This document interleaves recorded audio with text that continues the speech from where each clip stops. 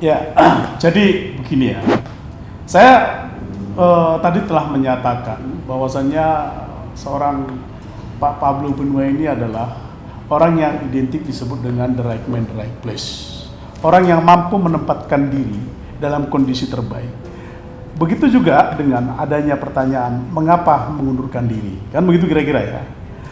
Adanya satu hal yang membuat Pak Pablo ini harus dalam satu sisi harus mengalahkan kepribadiannya terhadap satu kondisi tertentu, walaupun dinyatakan ini adalah sesuatu hal yang sulit, namun atas dasar pertimbangan dan insting yang tajam, tentu dilatar belakangi oleh karena adanya perbedaan pendapat. Yang dimaksud ini adalah ingin ya melakukan satu tindakan untuk semacam mendiskreditkan Pak Pablo ini. Namun beliau ini kan orang yang termasuk sangat luas ya, tidak bisa dihimpit, tidak bisa dijepit orangnya, kan susah ya. Mau dijepit seperti apa juga tetap hidup, mau dihimpit seperti apa pun tetap bergerak. Ini adalah salah satu kepribadian yang jarang saya temui di orang lain ya. Karena apa?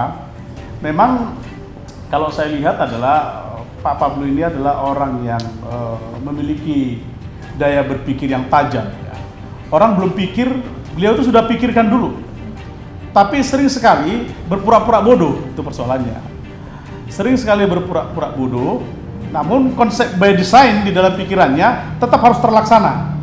Itu cara beliau menghargai pendapat teman-teman atau pendapat tim. Itu cara beliau menghargai itu.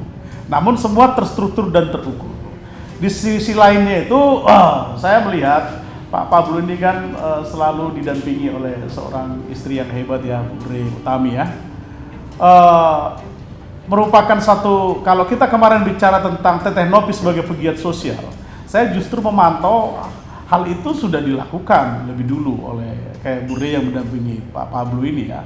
Artinya Pak Pablo Benua dengan Bu Re Utami adalah personifikasi dari sebuah kegiatan sosial yang rela membantu masyarakat yang sulit. Kita dapat melihat itu, nggak usah ditutup-tutupin lah ya. Tapi tidak semua juga harus dipublish begitu ya. Karena memang pemikiran beliau itu membantu itu adalah hal yang seharusnya tidak perlu diketahui oleh banyak orang. Tapi ada saja memang orang untuk menunjukkan secara publis juga so far tidak ada masalah. Tapi ini bicara soal kepribadian. Kepribadian ini mungkin dimiliki oleh beliau ini dengan Bu Re, dan itu yang membuat kita sebagai partner dan tim dalam waktu yang cukup lama merasa respect dan merasa hubungan persahabatan ini tetap harus terjaga dengan baik. Soal kesetiaan dan soal loyalitas dalam pertemanan, saya dapat melihat di dalam pribadinya yang terlihat cuek, tapi memiliki satu integritas yang memang patut harus kita pegang teguh. Itu sih. Jadi begini ya, kita nggak usah cerita tentang Pak Pablo Benua sama Bu Re. Sekelas Bapak Jokowi, Presiden RI, yang sudah menjadi orang nomor 1, itu pun banyak dibenci orang. Tapi apakah itu mampu menghambat perkembangan orang untuk maju? Tidak, nasib orang berbeda. Setiap orang punya cara tersendiri untuk mendeskripsikan dirinya di dalam menjalani tatanan kehidupan. Dan ini adalah cara beliau ini untuk mempertahankan kredibilitas mereka di tengah publik. Terutama di Indonesia yang namanya saya rasa hampir seluruh provinsi sudah mengenal. Pablo Benua itu kita melihat lah ya di berbagai media itu sering muncul. Walaupun orangnya tidak ada tapi namanya selalu dicari. Ini kan susah ya. Orangnya tidak ada tapi selalu dicari namanya. Ada orang yang paling parah, orangnya ada nggak pernah ditanya. Jangankan dicari, ditanya pun enggak. Nah ini kan soal yang berbeda ya. Berarti ada harisma ya. Ada harisma dan ada wibawa di situ. Itu sih. Jadi saya pikir kalau kita mau berpikir untuk menjadi lebih baik, ada hal-hal yang harus kita tiru, ada yang harus kita adopsi supaya menjadi satu knowledge baru di dalam membangun hubungan terhadap banyak pihak. Beliau menguasai solusi ya. Dia menguasai solusi, dia bisa keluar dari segala macam jempitan. Dari jempitan ular kobra ya. Jadi itu yang luar biasa ya, yang tidak dimiliki banyak orang.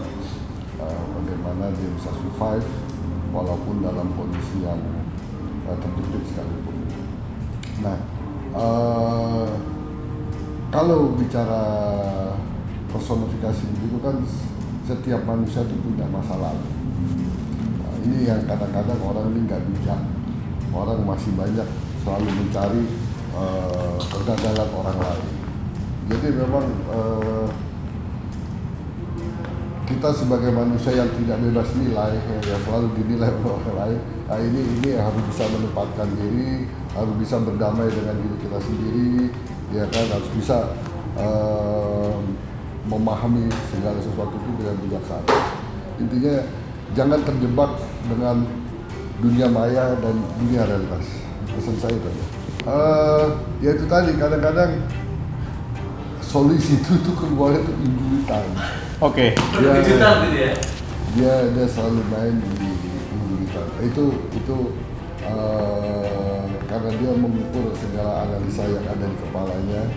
Ini secara empiris bagaimana, sehingga keputusan selanjutnya, solusi selanjutnya itu betul-betul solusi yang lama itu udah nggak berfungsi, harus ganti solusi. Selalu begitu. Selalu Lewat. udah lewat udah ganti yang baru. Nah itu dia coba paksakan di menit-menit akhir baru dia mau keluar. Dan sebagai teammate agak gelagapan juga. Nah disitulah dia bisa menilai kan siapa yang pro, siapa yang kontra, siapa yang capable, siapa yang nggak capable dengan kondisi yang terjadi gitu. Ya, jadi kalau saya melihatnya seperti ini ya. Kalau ibarat di lapangan bola kaki, kita suka kebingungan dibuat. Kadang kita pikir beliau ini adalah striker, nggak taunya back pertahanan. Pada saat kita pikir adalah pertahanan, ternyata udah menyerang lebih dulu di depan.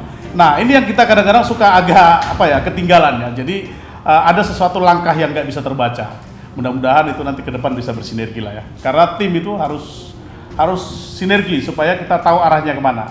Coba bisa bayangkan nggak Mas? Kita berpikir beliau ini sedang menjaga pertahanan di gawang, nggak taunya udah nyerang di ujung sana. Kita pikir udah nyerang di ujung sana, nggak taunya udah pertahanan di belakang. Nah, ini adalah sesuatu hal yang memang yang baik, tapi tentu memang sama seperti penggunaan kata idealis. Idealis itu bagus, tapi harus pada tempatnya. Jadi jangan lupa untuk subscribe Cumi Cumi.